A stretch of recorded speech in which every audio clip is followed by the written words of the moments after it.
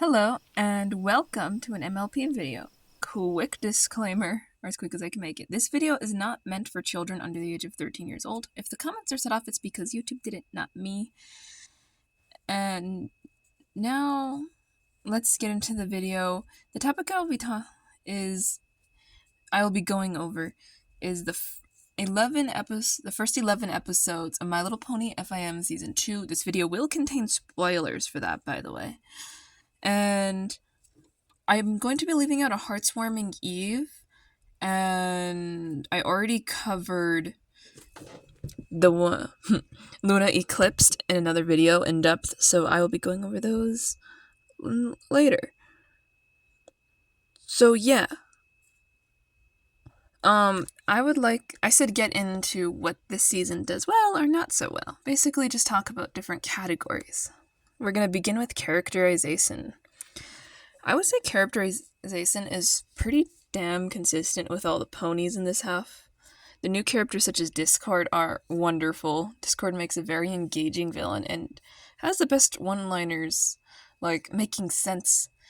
What's the fun in making sense? Like, that's stuck with the viewers, including me. I don't remember anything else but my first impression of that episode when I watched it as a kid, except that line. But that brings me to the voice acting. So, all the voices of the characters are pretty well done. That's mainly because, obviously, the voice actresses are getting far more established in their role and comfortable with these characters. So their voices are developing, like Applejack is getting a little less squeaky, and everything just improving a little bit in that department. The animation is the next category I'm going to get into real quick. The animation is definitely a step up from season 1. It's far more consistent. I know I said that a lot, but it is. The cutie marks are almost always on the ponies. It stays on model, and the only times it looks off model is when it's done intentionally, like in Lesson 0, where Twilight's kind of losing her mind, or when Discord messes with the main 6. They can, like, Applejack looks a little tiny bit off model, but that's like an intentional choice for storytelling and art style. So yeah, I'd say the animation's very strong for 2011 FLAS. The next category is going to be music. There's a few memorable songs, not as much as I expected for some reason, but the one in May the Best Pet Win and Sweet and Elite are really good. I like that. I like the latter song more than the other, but that's just me. Nostalgia, as it is. My first impressions. I don't remember the first time I watched almost all of these episodes except Return of Harmony Part 1. I do remember a little bit of that. But I was like a kid in 2012, very young, so that's sort of the main reason, like I've said in the past. But eventually, when I get to the newer stuff, I am going to have more detailed first impressions about what I thought of these things for like G5 and stuff, so I've decided to include this segment still. I'm going to now get into the episodes. I will start off with a bang on The Return of Harmony Part 1. The plot follows the Cutie Mark Crusaders on a field trip in the Royal Gardens when they're fighting frees an ancient threat to Discord. He makes changes to the weather system of Equestria and causes general chaos across the land. The main 6 need to band together to stop him, but Discord uses his magic to hide the elements and play into the worst traits of the main 6. I think this is one of the greatest. This is a great season opener. The animation is on point, and with everything, sating, movement, it's fantastic. We have an amazing new antagonist as well, and I will get into Discord now. I'll just talk about him, because I want to mainly talk about him and Celestia here. Discord has a great introduction, talking to Celestia and the main 6 through the stained glass windows in the Canterlot Castle. And obviously this is the first part, so we see more of him here, I feel like, but more of his chaotic side is shown in the next episode, which I'm gonna get into. The Return of Harmony Part 2. The main 6 have been corrupted by Discord's magic and no longer can use their elements to defeat Discord, causing Twilight to lose hope that they will ever defeat him. Until Twilight receives a bunch of letters from Celestia and basically... I need to breathe now. that tell her what to do and see her and her friends return to their original selves, use the elements of harmony to defeat Discord, turning him to stone for another season or so. My thoughts. I love this episode a lot too. Like I said, very nostalgic. It puts so much like great writing on display. The interactions between the characters, like Twilight coming to the epiphany, was like fantastic. Discord, we see more of his chaos powers as they run rampant, completely unchecked, and he nearly breaks Twilight with them. And he turns Ponyville into his own personal paradise, which spawned so many fan projects at the time. It was like so fun. I love this set of episodes for their creativity and visuals. So yeah, I'm going to get into the next episode. Episode 3, Lesson 0. Twilight's letter to Celestia is going to be late because she hasn't learned something new about friendship. So she creates an issue, a friendship problem to solve. Things devolve into madness, and Celestia has to intervene, telling Twilight that learning about friendship is more than just turning in work in time. This episode is fun to watch, although Twilight having a complete mental breakdown for something that's most considered unimportant might seem odd.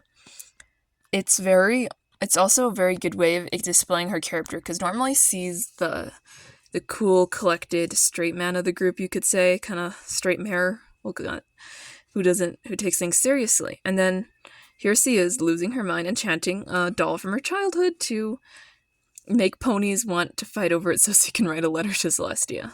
I also loved seeing she was just so unhinged. The other members of the main 6 being the voice of reason was really refreshing, because a lot of times Pinkie being more reasonable is exceedingly rare, or even Rarity, who's a little over the top in this episode, by the way. I also really loved seeing Celestia again. She's a great mentor to Twilight in these early seasons, and I think we see her a lot in season 2 in my mind. So, episode 4 is Luna Eclipsed. I already went over this episode in the other video. When I'm editing this, I need to write down this timestamp. That way I can stick my iCard in. So, I'm going to just skip right over that too. Sister of Solsel. Sweetie Belle is dropped off at Rarity's house for the weekend. And Sweetie Belle gets into trouble because she's bored, using like Rarity's gems and messing with the order of things. So she's hanging out with Applejack and Apple Bloom, and the sister Hoof Silsel comes up, and she wants to go with Applejack because her sister Rarity won't. But then Rarity feels guilty when she realizes her own sister's abandoning her, and she swaps with Applejack during the main race, and runs it with Sweetie Belle, and the two sisters realize that they can have different opinions on things but still get along, and that it's more important to be nice to your siblings. I don't know, it's kind of hard episode to summarize. The message of the episode is a little closer to home for me because I have an older sister whom I disagree with on a regular basis. It's also really sweet to see how they interact with each other at the end of the episode, Sweetie Belle and Rarity. And when they make up, but they still aren't perfect, like they still bicker a bit. Also, I noticed a small amount of character development from Rarity that we had yet to see. They make some minor changes in Rarity's attitude towards messy things and others going like against whatever grooves she has set. And I really like to see that. So the next episode is Cutie Pox, episode 6. The Cutie Mark Crusaders are trying to earn their cutie marks. As always, they try to earn their key marks. They fail, as always, in these early seasons. They always fail. Every episode of that has to start with failure at this rate. I know I'm on a diatribe, but I'm getting a little tired of it. But Apple Bloom did not take the failure as well this time, after she broke her tooth. She finds Zecora in the forest and uses one of her herbs to make a potion that will get her cutie mark. Apple Bloom gets more than she bargained for when the cutie mark appears, and then a ton more cutie marks appear, and she has the cutie pox and loses control of her body. This episode explores some interesting concepts, like potion making, which is expanded upon a little bit in a few of the other episodes later in the series. And also cutie mark magic with the cutie pox being introduced. I thought that was interesting because it shows that the cutie marks really do have some level of influence over the innate magic of the pony. So when you mess with that, it's very dangerous. It was also great to see Sakura again as well. She's a very interesting character that we probably should have learned more about, but we never did. And I'd say that sums up my thoughts on this. Let's move on to the next episode. May the best pet win.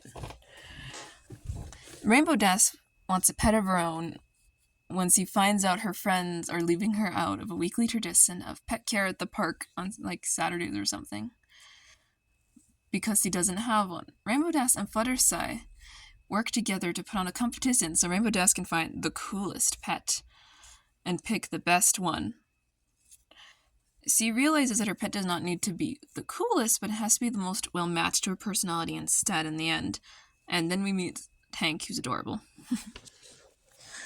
My thoughts. This is it's interesting to see Rainbow Dash so insecure about not having a pet. She's so mean to Tank at the start, which is really hard to watch. He's such a sweetheart. I like that she warms up to him, though, after he saves her. Presumably, she would have been stuck there until someone found her and her wing ended up getting hurt. Which really changes her mindset surrounding, like, slow things or just things in general. See, also the song is very amusing and fits the episode's theme very well, although I think it's non-diegetic, which is a very interesting choice on the writer's part. So yeah, really, this is a fun watch. Mysterious Mare Duel, Episode 8. Rainbow Dash lets fame get to her head because of all of her fans in the local town celebrating her. She gets knocked down a peg by a new hero in town, the Mysterious Mare Duel, who takes attention away from her. She found out that her friends created the persona of the Mysterious Mare Duel, all of them playing a role to teach her a lesson about humility.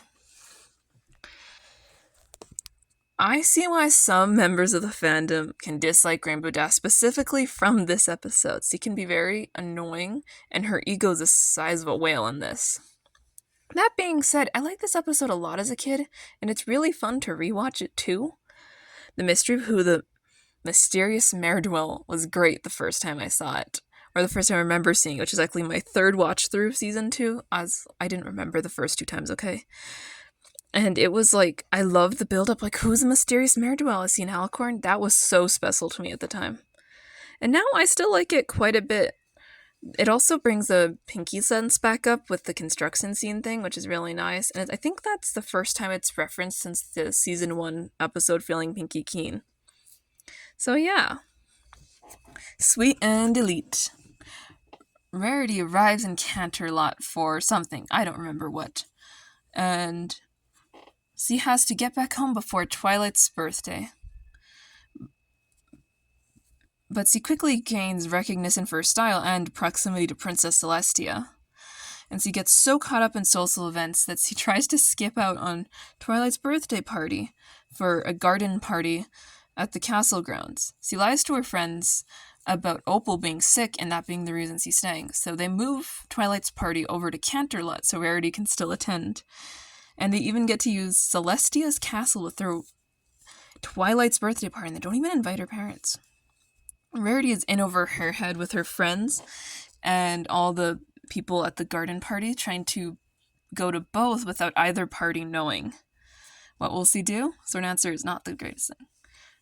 So, first things first, Celestia in this episode is really interesting because he just randomly offers really important venues or places to stay that like certain ponies are really like excited for to Rarity.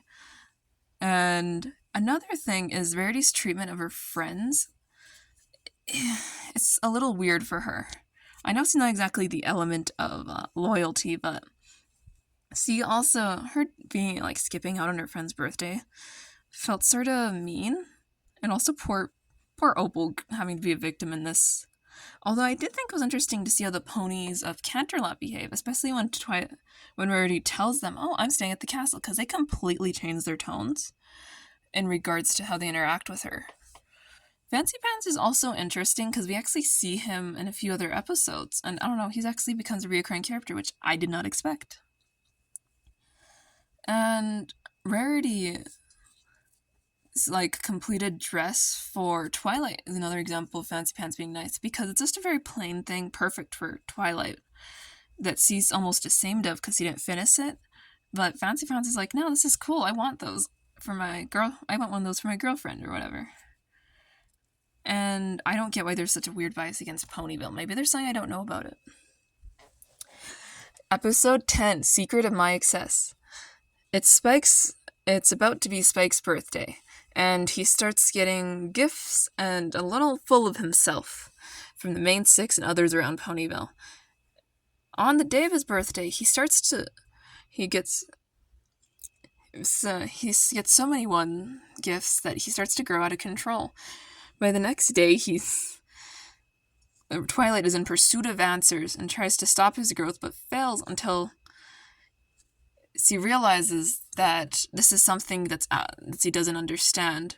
Spike eventually realizes that greed isn't the best and comes back to his senses and returns to his normal size, and we learn a little more about Matt.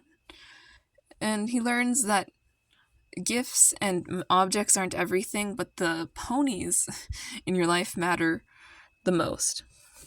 This episode brings up some dragon lore for like the first time in the series, and this is actually expanded upon in season 8 a little bit. It's called greed-induced bigness that happens to Spike, and this is the first piece of dragon lore in like the show other than they can nap for 100 years, which by the way still appears to be canon to G5 according to a leak I saw, so that's interesting. And this episode, I like this episode more than most of the fandom, especially when it came out. A lot of people called this a character assassination on Spike, which is, their opinion.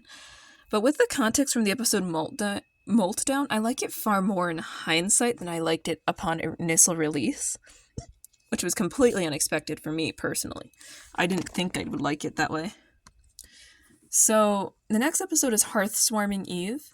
I will not be getting into that one in detail here. That will be in a video next month, closer to Christmas, because I think it will be fun to talk about all those episodes that are Hearth Swarming Eve themed. I think it's Hearths, I don't know. So I'm going to skip over that too. Family Appreciation Day. The Zap Apple harvest is about to happen, and Granny Smith is teaching Apple Bloom how to make Zap Apple jam. When Diamond Tiara makes fun of Granny Smith, which makes Apple Bloom ashamed of her grandmother. Family Appreciation Day is also coming up at school, and everyone else except Granny Smith is going to be busy with the harvest. So Apple Bloom is worried that she'll get embarrassed by her. In the end, Apple Bloom learns to respect her elders, specifically Granny Smith and also like a random cousin. And that you shouldn't be ashamed of your family. My thoughts. This episode has such a sweet story at the very end, with the origin of Ponyville having a lot to do with Granny Smith and the Zap Apple jams, and I had a lot of fun watching it. The fact that Granny Smith was actually the main reason that Ponyville became a very well-established town is an interesting piece of lore in Gen 4 that I never expected. I loved this episode as a child. It's a very well done one. Also, Granny Smith calls Apple Bloom a pickled pear and some other pear-based nicknames on multiple occasions. Could this be a reference to her mother being a member of the pear family? I just found that interesting. I don't think it is, but I kind of want it to be because that's kind of sweet and endearing. I'd like to think she warmed up a lot towards them, and that's her saying, like, affectionately, I did care about the pear family because your mother would matter to me, and I just think that's really cute. I'm done talking about this episode. Baby Cakes is episode 13, and the next one I'm getting into. The plot centers around the Cake family having a set of twins, Pound Cake and Pumpkin Cake, who take up much of their time. They need a babysitter, but no one's available except Pinkie Pie, who they're not sure is responsible enough to watch their children. Pinkie Pie thinks that babysitting is just playing with babies, but realizes it's a hard job that is not to be taken lightly by the end. The Cakes My thoughts. So I'm just gonna get right into the elephant in the room of this episode. The cakes having two different species of ponies for their children is really interesting. Pound cake is a Pegasus and pumpkin cake is a unicorn. And it says it's because it's like their fathers mixed, which doesn't make a lot of sense, but it makes more sense than the allegations of Mrs. Cake cheating. I strongly disliked that one. Those allegations from the fandom. Because I think this is like one of those situations where it's just a recessive gene, and those can be really interesting.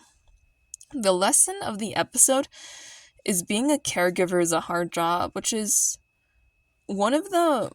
This episode is just one of the ones that feels like it's more meant for very young children and not like older children. But this song was meant for 7 to 12-year-olds. That kind of makes sense. I could see this being more for the 7-year-old crowd. And I'm gonna say that as a mid-season finale, it did not do that good, but I still like it. I really appreciate it. So, maybe it's nostalgia speaking on this one because I found it very fun to watch. So I'm gonna go into closing thoughts here. I had a wonderful time rewatching all of these episodes. I have seen season 2 in its totality like more than 10 times from when it came out to now. And it's just really cool to revisit it again in a more concrete manner that everyone can, hear about. I know this was a very long video to listen to, but I hope you enjoyed and you will consider commenting and subscribing if you made it to this point, and look out for part 2 next month. It's going to take a minute because going over this many episodes takes a while to write a script for, but I love doing it. So, bye!